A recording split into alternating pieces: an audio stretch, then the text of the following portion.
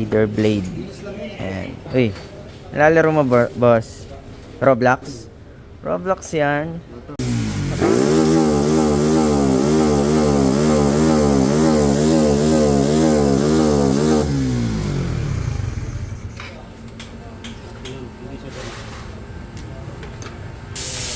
Gara ng RPM limit. Alam mo, nag-rapid backfire eh. So, troubleshooting tayo dito. Anong tawag yan, boss? Secondary air. Secondary air. High-tech na to kasi ano na. May sensor na. Anong purpose niyan, boss? Para yun sa ano, di ba? Sa emission ba yan? Oh, less. Para sa ano yan? Para sa emission. Para maging malinis yung ating ano. Sa pollution ba yan, boss? Euro 4? Euro 4 compliant to. LTO compliant. Alright. Ano naman ah? Hindi naman sunog eh. Medyo madugong troubleshooting to guys kasi nag-check na kami sa throttle body nito. So, una to. Baka nabarahan yung ito. Mag-testing na tayo ng throttle body. Oo. Kasi dito rin yung air intake eh. Oo. Sensor. Ito. Wala pa rin. Isa pa nga. Tingnan natin.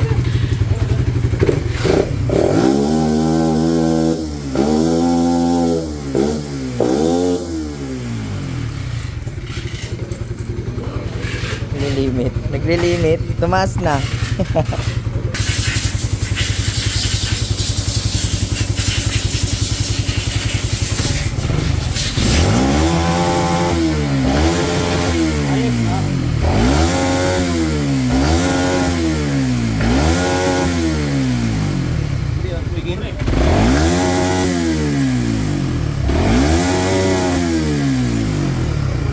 Tumaas na yung limit niya. Umabot na 11. Hindi na 8. Ayan, medyo madugo yung troubleshooting nito guys. Testing na kami ng tangke, injector, fuel pump, spark plug, nag-check na rin. So, dito naman tayo next part.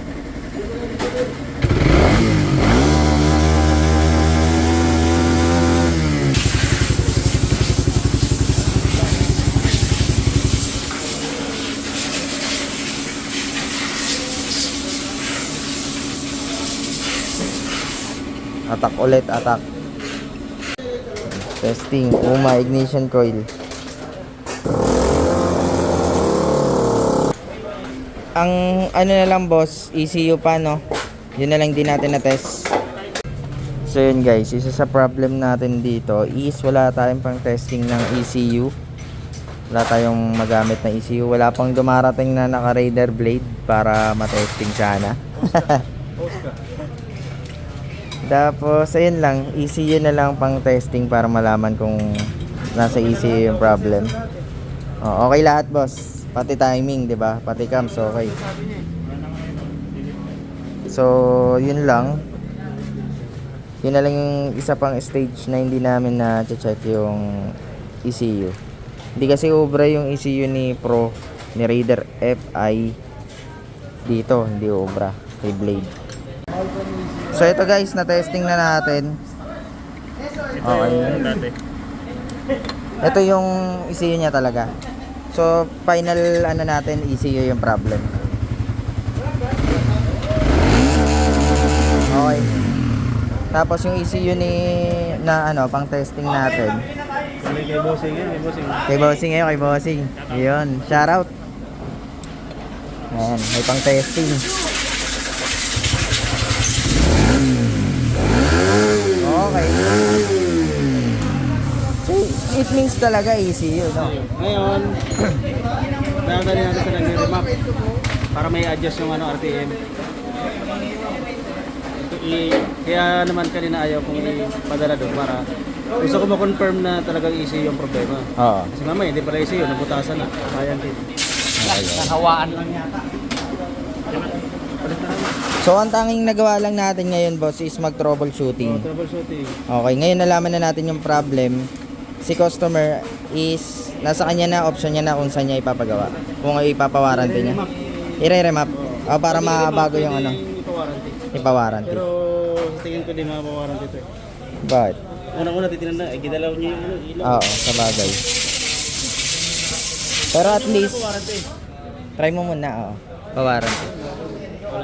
Wala na. Wala na Kasi warranty. hindi nila alam kung ano pa-warranty. Oo.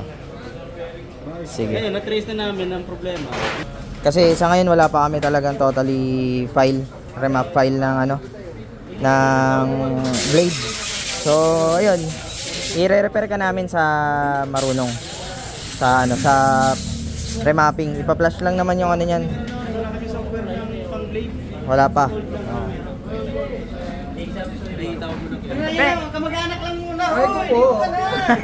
hindi kasi namin talaga hindi natin inanabas, no, pinawi si customer. Kanina pa siya dito eh. Kasi gusto ko lang ma-compare talagang easy yung problema. Oo. Ayun. Mahirap din makatulog boss pag ganyan, no. Nalagdag pa siya sa easy case kapag tulog. Oh, malamang. Hindi kasi lahat na ginawa natin, di ba? Tapos biglang ano, yun na lang, final na lang, ECU na lang. So yun guys, ECU talaga. Posisyon ng easy, wala na ko ng fire. Oo, kailangan matesting muna para malaman.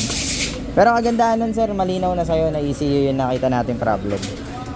So yun lang, para may idea lang din yung ibang customers natin guys, no? Na talagang ano. Ayun si Bossing, nagpairam ng ECU and alright.